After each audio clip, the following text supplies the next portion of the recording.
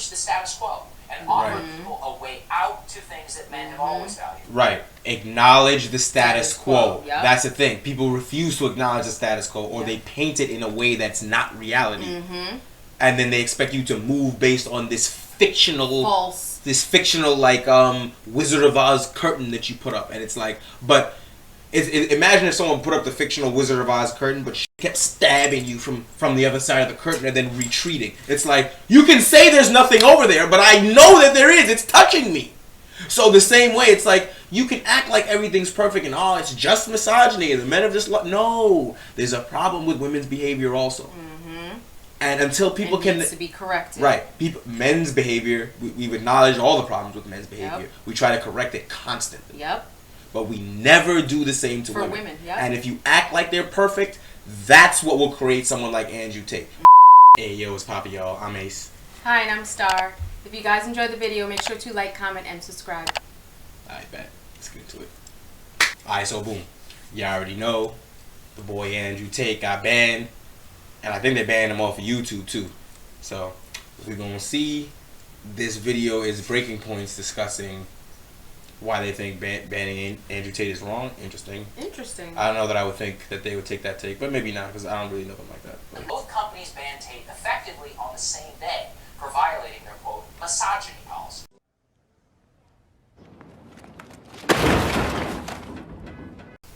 Now, I am not going to defend anything Andrew Tate said.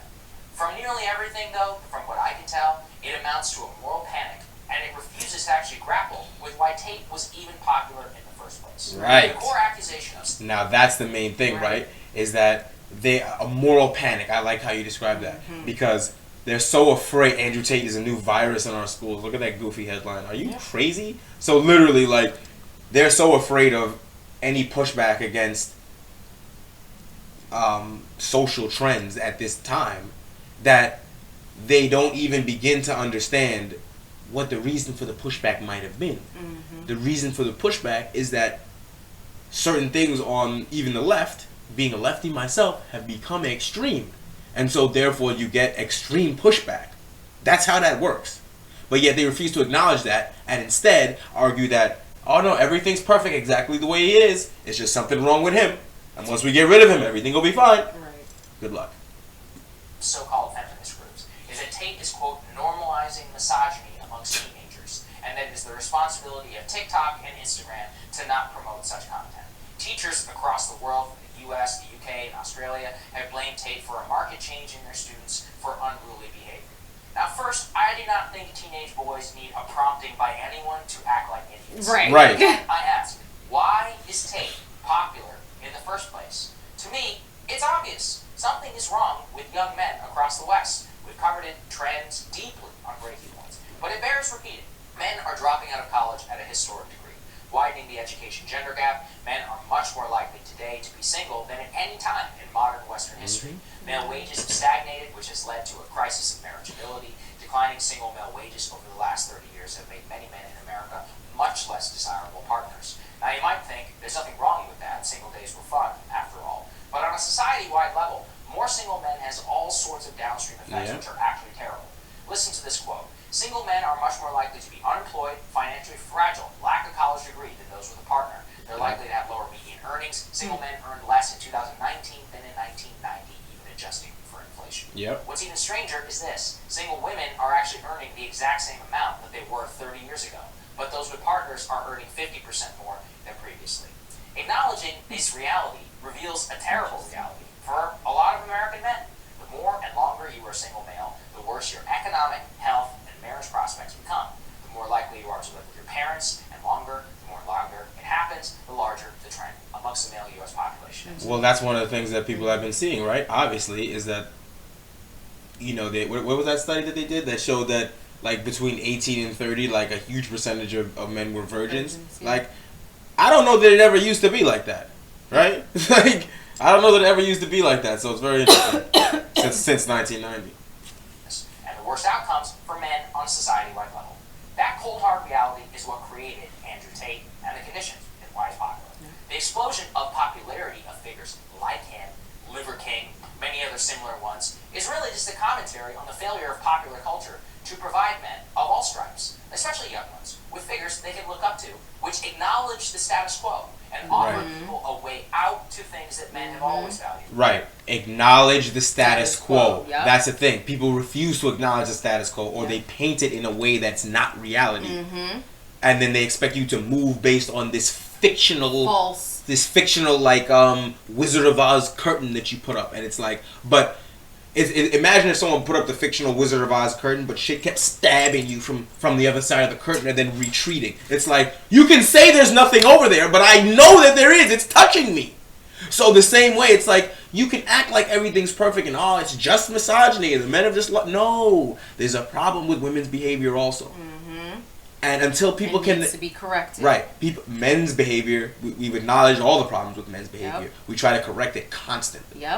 But we never do the same to women. And if you act like they're perfect, that's what will create someone like Andrew Tate, where you get the commentary on society and social constructs, where they say, no, there's no way you're going to tell me that you can demand all this shit from me and call me broke and an incel and all this if I don't give it to you, but yeah, you could do whatever you want and fuck what I want. It could never be that. Or you can demand all these things, but I can't demand anything of you. But in return, you're dating that one person that you want, and the rate at which you're going, it's going to be failure.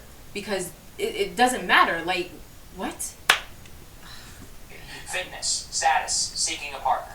The real problem that we have is that all of those have been denounced as misogynist. They're values that you're not even allowed to acknowledge even exist, let alone place a value judgment on them as good. In a world where MSNBC is claiming fitness is far right, and it sounds cringe to the mainstream ear.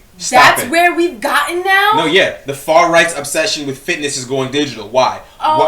Why would they say something about an obsession with fitness and it being digital?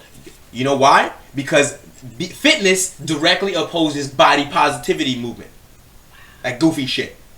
It directly opposes that, because if you can go to the gym and work it off, then there's no reason why anyone should be forced to accept you at 300 pounds and 5'2" if they don't want a girl shaped like that.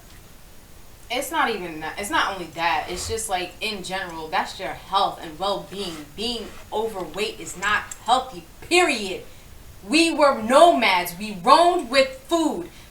Roamed to look for food. We roamed to look for food. If we did not hunt and actually try to catch our food, we would die. But in society, it's not like that anymore. We are stationary now, and now we become lazy freaking animals. And this is oh, Lord Jesus. Oh.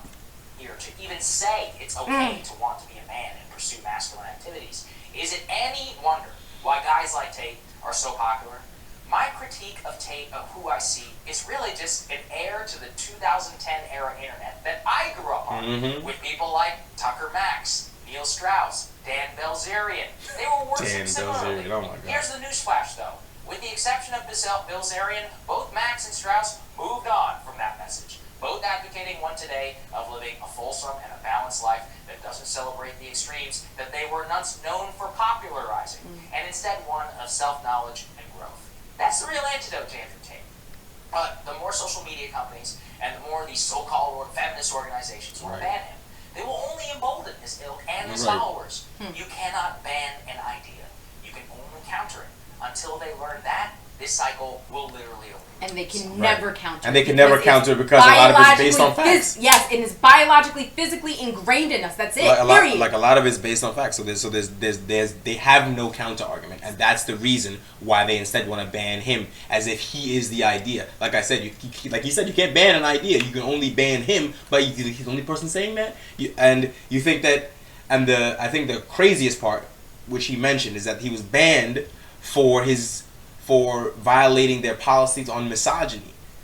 Is criticizing women misogyny? No. That doesn't mean criticizing women's behavior misogyny? It does not mean you hate them. You're criticizing to try to better someone and in a positive light. Right. You're supposed to take that negative criticism and run with it and learn how to better yourself, to improve on yourself. But this is ridiculous. Ugh, this world is disgusting to me. Like, we're losing brain cells every day.